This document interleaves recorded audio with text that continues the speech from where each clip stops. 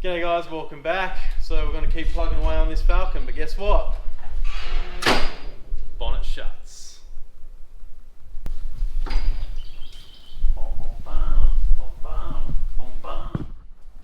So like I said before, we managed to get the bonnet shut. In the last episode when we lift off, the blower was sitting too high, the whole engine was sitting too high. And I've done a fair bit of work off camera, not gonna lie, not gonna apologise for it. Kurt wasn't here, you were at work. I was doing it by myself a lot of the time at night. Getting a camera angle was near impossible. So what I've managed to do, come in and have a quick squizzy. We managed to lower the engine down probably about, I think it was about 21 mil in the end, 21 mil total, which got this blower down under that ridge of the bonnet. And while I had the engine suspended to modify the mounts, I managed to get the pipes in as well, which have turned out really nice. They're the 2-inch primary competition engines, off the shelf essentially, custom pipe. Yeah, I don't envy the fella that had to make these originally, and I certainly don't envy the guy that had to jig them and then make sure they fit every time, but they've done a good job. Absolutely, but that's kind of lowering the engine has led us to a little bit of a problem in that just this number 7 primary here. Oh yeah, there it is. Yeah, it fouls on the steering. I think if the engine was at a normal height, that wouldn't have been an issue, but because we've had to lower the engine to get this blower to clear, we're going to have to do a little bit of modifying, but luckily I know a guy. Who would have known that when you change one thing, you have to change 27 other things to make the first thing work? That's exactly right. So a bit of a recap for the guys that maybe you're just joining the series. This is our mate Michael's XY Falcon. We've got 411 cubic inch world block Windsor with F1R Procharger backed by a turbo 400 built by Australian Automatics. It's going to be a street car obviously, so we're trying to keep it as subtle as possible. Didn't want the blower hanging out the bonnet or whatever, so we've been working really hard to get it to work, more or less. Yeah, we're trying not to cut the car up as much as we can either. Mick's not really interested in cutting it, which I can't blame him. The car itself's been done really well. That's right, yeah, it's a super nice car, so you don't want to be screwing with it too much, but like you say, if we change one thing, we've got to change a bunch of other things to suit. So they only do one bracket for these things. We did try to look for other brackets or other ways of mounting this bracket to make it work. Didn't quite work out for us. So basically this is its final position. We're still going to have to notch the rocker cover in order to put an intake pipe. Pull that off, I'll give him a quick look. Yeah. We did capture this, I'll come around this way, Jeff.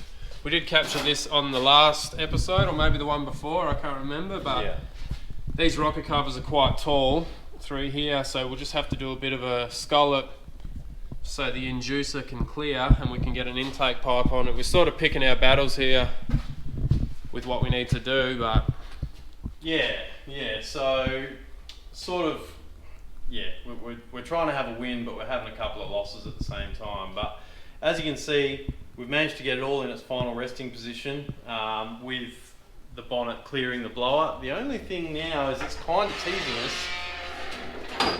where that intake hat sits. It's just sprung up on me again. It's teasing us in that we could almost fit that under a shaker scoop, but that's going to need some finesse. Yeah, it's going to take a little bit of work. Yeah. To maybe work, we're not sure yet, but that's probably not high on the priority list right now. There's plenty of other stuff to do. So. There is plenty more to do. I'm just going to lift the car up and give you guys a look at these pipes from underneath, because they actually give you really, really good clearance from underneath. Give you guys a quick look at that and show you where we've got the fouling issue, and then we'll lower the car back down and show you what we're going to do today.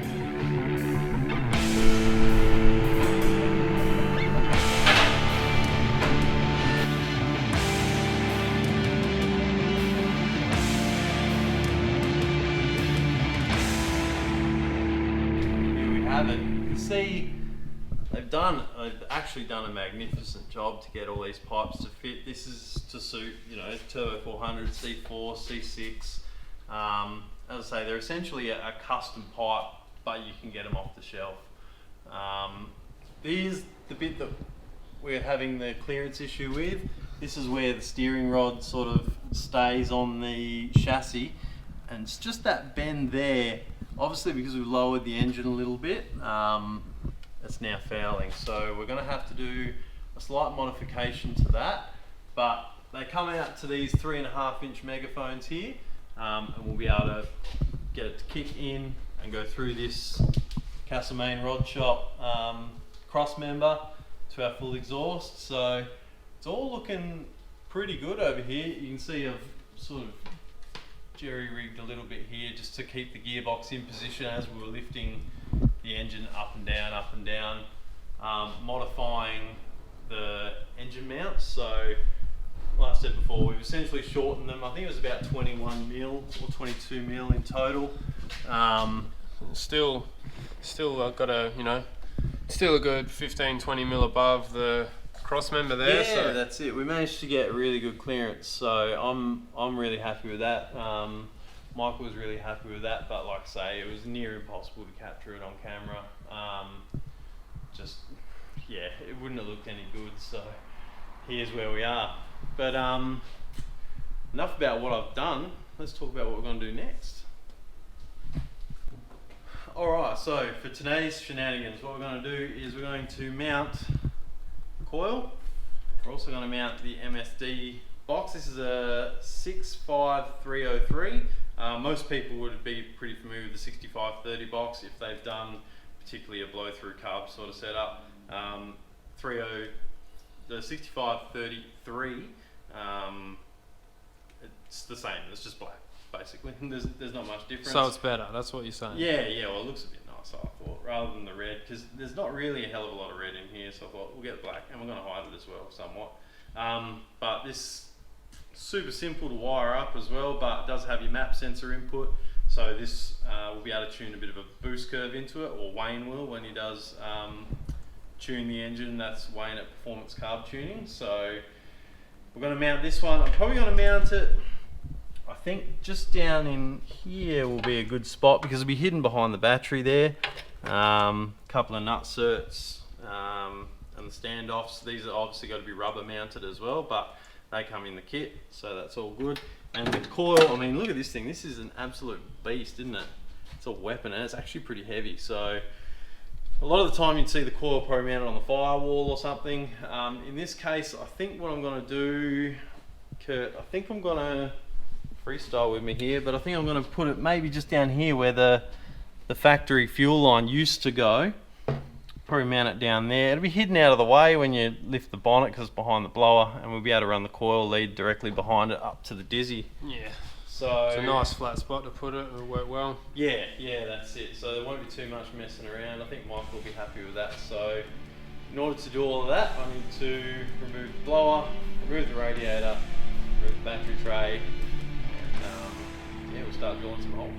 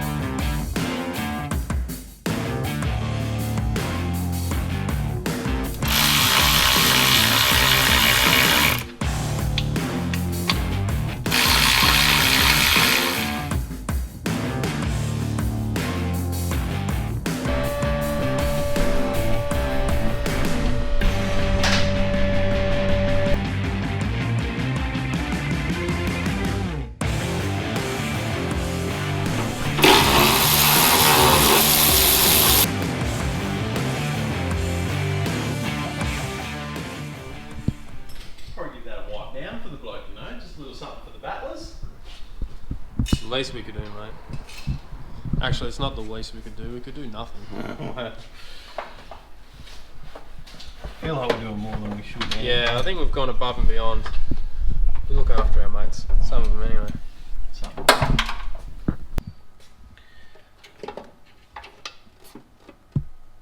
What do you reckon about that, mate?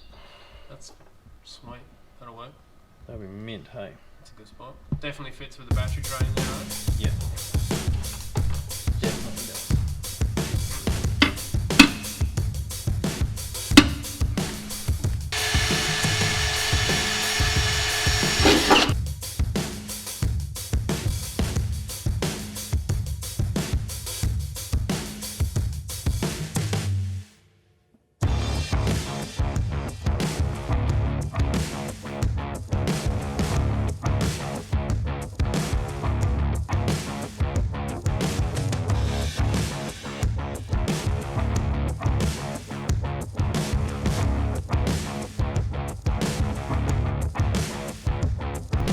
Slap it twice and say it's not going anywhere, please. Going anywhere, mate? Beautiful.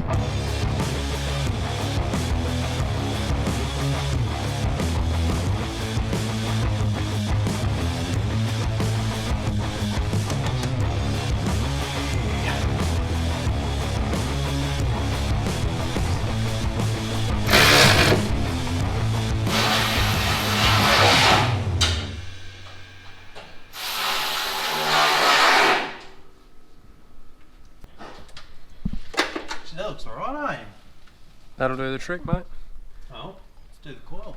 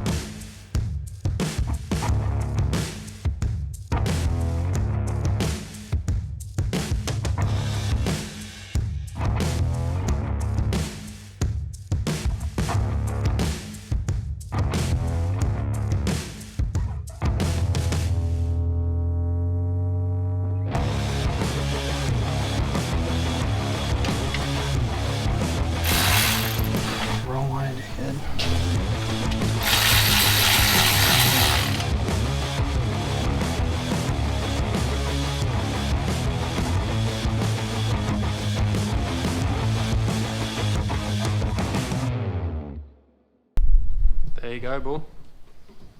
Turned out good, eh? Yep. Got plenty of room. Like, we sat a battery there in the tray, and you can barely even see that box. It's perfect. Like, got good accessibility because obviously we've got to be able to plug the computer cord into it for tuning and whatnot. So you've still got really good access there. We can plug that computer cord in, but it's kind of hidden. You don't really need to put all that kind of stuff on show. Especially when you got such a nice setup like this, just hide it. I reckon less is more. Yeah, well, and it sort of makes sense putting it there anyway, really. Yeah, that's it. I mean, the power source is right there, so yeah, it wouldn't have made sense to make life harder anywhere else. But yeah, we've got the coil over here, which is also in a good spot because it's fairly well hidden, doesn't take up any valuable real estate. So we've kind of had a look, planned how my wiring, routing and that's going to go. I'm not going to do that today, but we'll probably do that in a later episode. And you've actually got to get out of here shortly, don't you, Kurt? Yeah, mate, I've got to take off. So.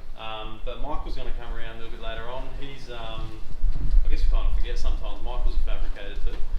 And he's going to come and give us a hand with mounting the fuel cell. Not that I probably really need a hand to do it. It's not that difficult of a job, but he's a pretty hands-on kind of dude. And this thing is his car. It's his car. Yeah, it's his pride and joy, man. And he wants to do a bit as well. So I reckon that'll be the next thing that we move on to. So thanks for giving us a hand today. Okay, Fizzy. Cheers, bro. Yeah, no worries, mate. We'll catch you soon, and yeah, you guys on the video, hang around. We'll do some fuel cell stuff. All right, so Kurt's gone, and Michael will be here shortly. So I've pushed the car forward a little bit to give us a bit more room.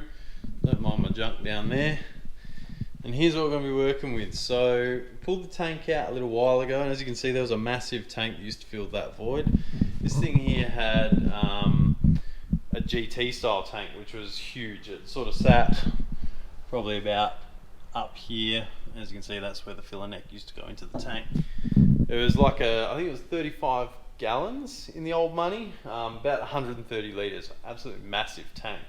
But it was difficult to figure out what we're going to do. We're going to put a drop-in hanger in it, but they kind of look awkward. We're going to put a sump on the bottom of it like some people do, but it was going to look ugly because the tank pretty much sat here, so if you put a big sump down the bottom of it, it just would have looked awkward. So what we're going to do is going to put a false floor in, so we'll probably get some 5mm alley sheet or similar, drop that in there, and we're going to mount one of these in. So we've got this Aeroflow, I think it's 95 litre fuel cell. I mean, Kurt and Michael could probably make one, but time, all the rest of it, this, for the price of these things, it's hardly worth making one really. So that one's there. I don't know if we'll be able to see inside. I'll have a look, but it's, yeah, I don't know if there's enough light there. No, I don't think so. I don't think that's coming up on camera, but they are a baffled tank. So there's baffles on the side there, and you can see down the bottom here there's that 50mm deep sump. So that's where, instead of having a pickup, when you accelerate, that'll go towards the back of the tank and your fuel will come out there into your pump. So we won't be able to sit it flat on the floor because that sump will foul on the floor. So we'll probably put some SHS, say 50mm SHS or something. So it'll be false floor, some SHS bars, and we'll mount the fuel cell on there. So Mick will be here shortly and we'll get stuck into it.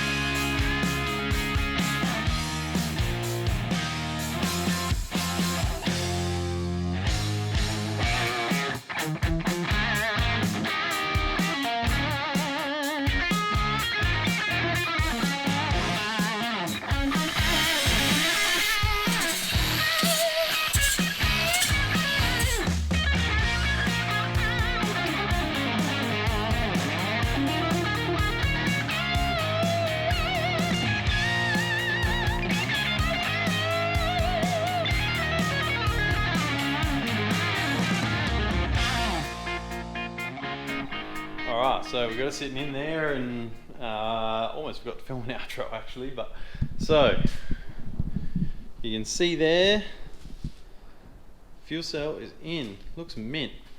So I haven't actually secured it down. Obviously we just need to drill 4 holes, 1 in each corner, and we use a high tensile through bolt just to secure it in place. There'll be probably 3 or 4 bolts on either side of the plate there as well. We thought that was going to be 5mm plate. It's actually 6mm plate, so there will be no worries about strength there. That's totally over-engineered. But yeah, so from here I can plan my fuel system. You can see we're using that pump there. It's a MagnaFuel 750 Pro tuner. If you've seen one of our recent videos where we took our mate Scott Warburton's GTO to the track, and he raced it in that red versus blue radial racing series. He's running one of those pumps on E85, making like 740 rear wheel horsepower, so that will definitely do the job here.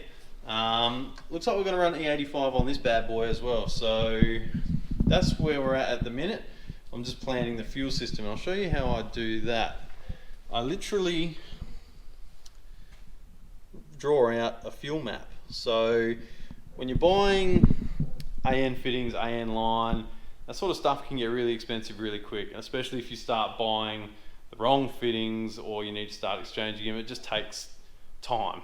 Time is probably worse than money to be wasted, really. So as you can see here, I've drawn it out from start to finish. So tank coming out, filter, pump, they're going to go through bulkheads there at the boot. Got another filter, so I've got pre-pump filter, post-pump filter up there, down the car, through the firewall, into the fuel log, there's a fuel reg, and we'll have our return line through the bulkhead, back into the tank. So what I do there, you can literally see I draw every single fitting, because that is the way that you don't miss anything. And it all gets listed up there once I'm done, so that I can get my order in. We use Speedflow fittings. Obviously that's what Kurt and I always run, Australian made, top quality stuff. And we've always got it from our local dealers, Lost Racing. So with that list there, I'll be giving them a call this week and we will get that order in. Also, the carb. So I've taken the carb off, it's gone. We're going to send that to be rebuilt, modified, whatever needs doing. It's been sitting for a long time and one of the bowls was damaged as well, so we'll get Wayne at Performance Carb Tuning to do his bit. He can have a look at it, let us know what it needs, and we'll go from there.